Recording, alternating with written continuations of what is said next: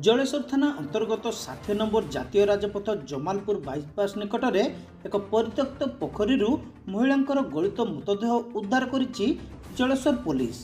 स्थानीय किछि लोक माछ धरिबा पई एही पोखरी को आसीथिबा बेले दुर्गंध हेउतिबारु अखापाखकु जाई देखिबारु अखावस्था मृतदेह भर्ती थिबा संदेह करी पुलिस को खबर देथिले।